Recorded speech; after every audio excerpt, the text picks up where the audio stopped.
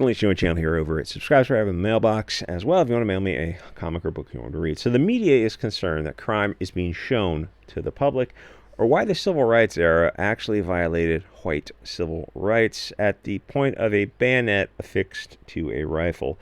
It's not that there's too much crime on public transportation, but that we accept this kind of crime and not just coming out and saying, wait a minute, there should be zero violent crime like of this type on public transportation.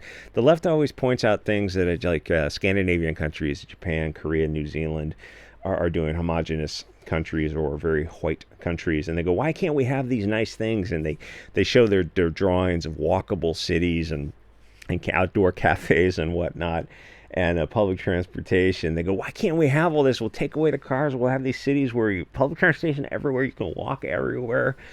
And you just point out this image, or the image of the woman on fire, and you go, that's why we can't have nice things. That's why we can't have public transportation. And they're coming back and arguing percentages and odds. You go, wait a minute, like the 1 in 2,000 odds or whatever, the odds don't matter. It should be zero of somebody getting having this done to them in public transportation. It should be zero, or it should be like, a one in a decade type of occurrence of somebody who slipped through the mental health system.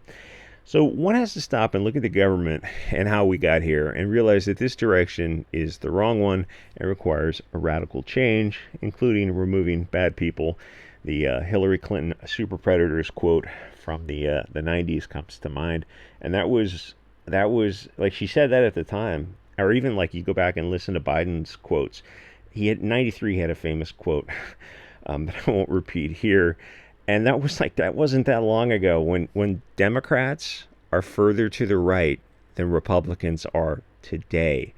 So the issue is, well, who's doing the crime, and then almost more importantly would be what groups are advocating for reduced sentences, the ADL, SPLC, ACLU type of groups, and various others, and who in the judicial and legislative branch are doing the same, and what media companies and reporters are excusing this kind of crime against the person, these violent batteries. Specifically, what exact people to start making lists and study them to learn how to peacefully advance our interests. And we'll need our own networks and groups and funding to do that kind of thing, because these criminals and their advocates, they want something fundamentally different. It's incompatible with what we want in ordered society, and there's no fixing this while living together. The differences are irreconcilable. The purpose of the thing is what it does, and if you reverse the races in this scenario, it would be 2020 all over again, where that guy should have been in prison for life already. He did a home invasion, and if I was in charge, that would be the ultimate penalty. You would not be above ground after a home invasion. But instead, he was let out after repeated crimes. And it's like, well, these people have a life of crime. They should not be on this mortal coil, or at the very least should be locked up for life. And I think he passed of a fentanyl OD. So it's time to give people different regions and let them run their own systems in peace. They're terrified to make it about race, and I actually didn't even need to mention it, because if you started removing repeat offenders or giving much longer sentences, the issue would decrease, and with separation it would disappear. And someone said something like they point out this guy had dozens of arrests, and they go, after 10 arrests of say any sort, you should just be the death penalty for that.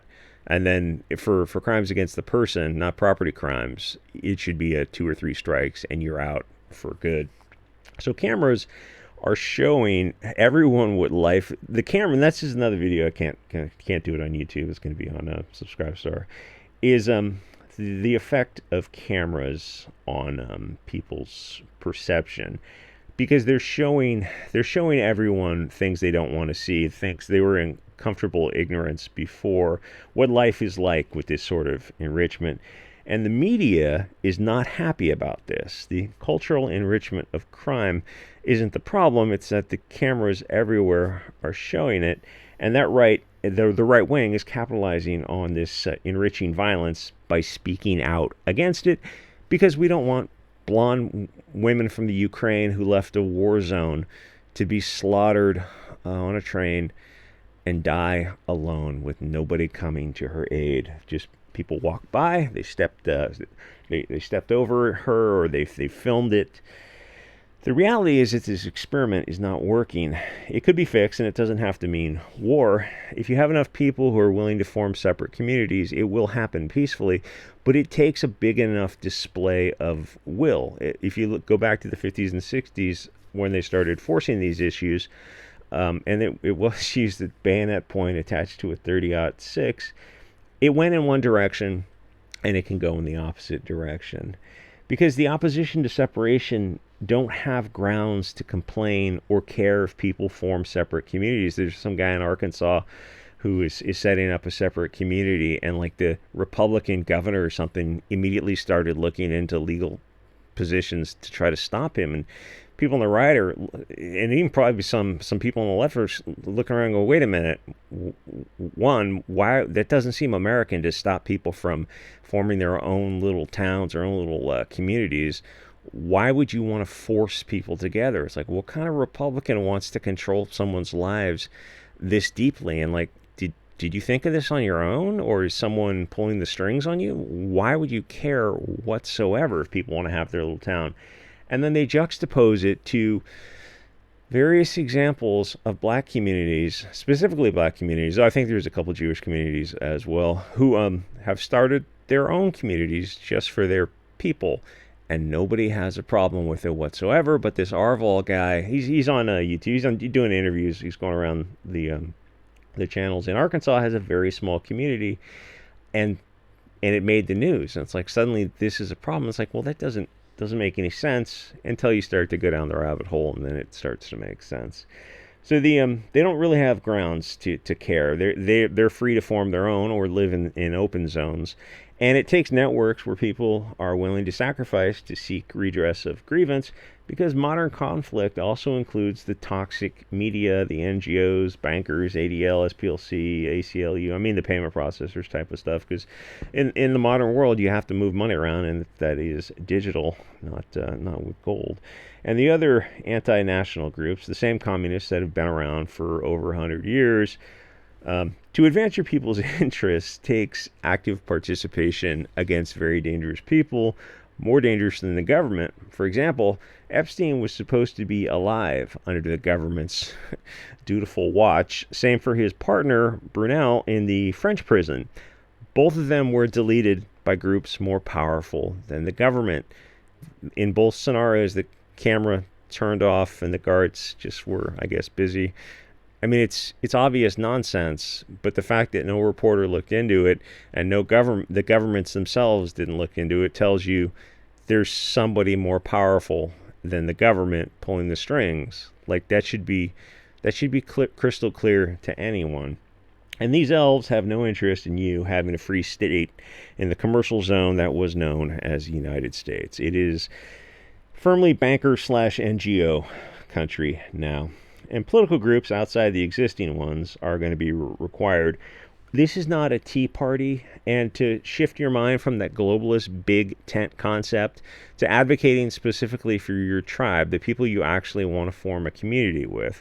The goal isn't to learn how to all work together. At the federal level, sure, but the power centers need to shift away from a Fed back to the states and to smaller regions.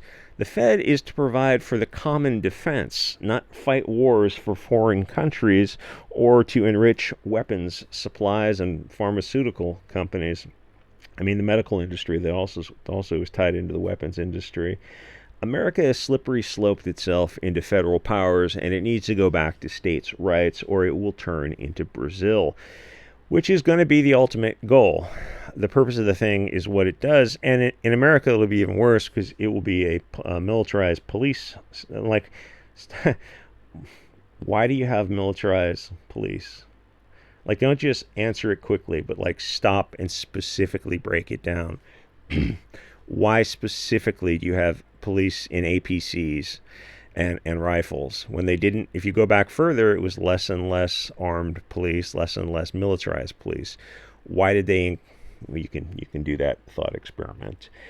The left says they love safe spaces, and we need to take that to the regional level because nobody should be shanked in public transportation, and violence on public transportation is not rare, and it's not evenly distributed across communities, which, when race violence has gotten so bad, even the Rage for the Machine pussy Fox News is discussing it.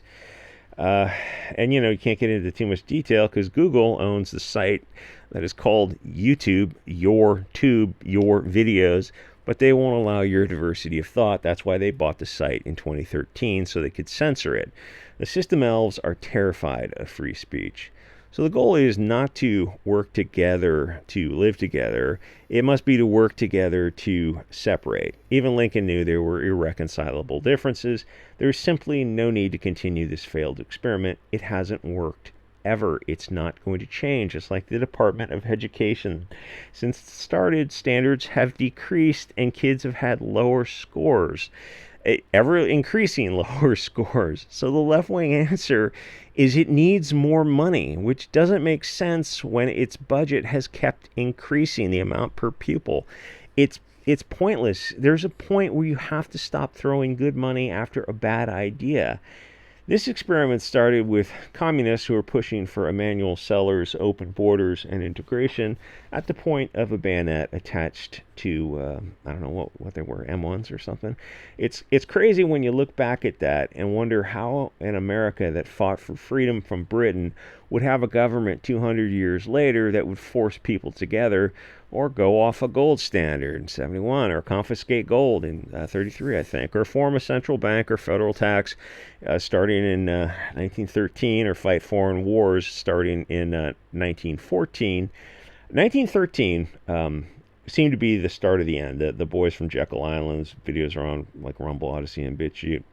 The sad part is that or Andrew Jackson, the Bankers' Wars, is that the people didn't end the corrupt government right then and there during the Civil Rights era.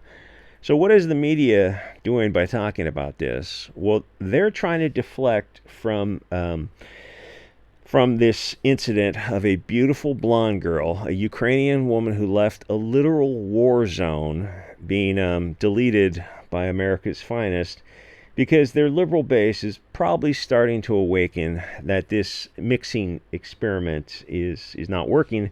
So the media wants to move their limited attention away from getting angry, not at this sort of violence, but at the right wing for having the audacity to be concerned with this reoccurring issues on public transportation. So the last big one that is in the public was the woman was set on fire, I think, by a Central American. So this is not a country anymore. It is changed into something else, and this is the West in general. It's been subverted by these liar worm tongues that need to be excised. Britain arrests people daily for the kind of words I say every other minute.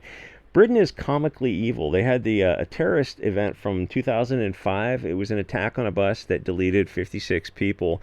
And instead of yeeting him right then and there, or after, the due process, whatever, give him a couple months, and possibly his whole family, and then closing the borders and deporting all the foreigners, instead, after 20 years, they're letting him out of prison. So no, there's no conventional political solution. You're going to just have to form militias and go hog wild in the UK. Fix the country while you can. Otherwise, it's going to turn into America.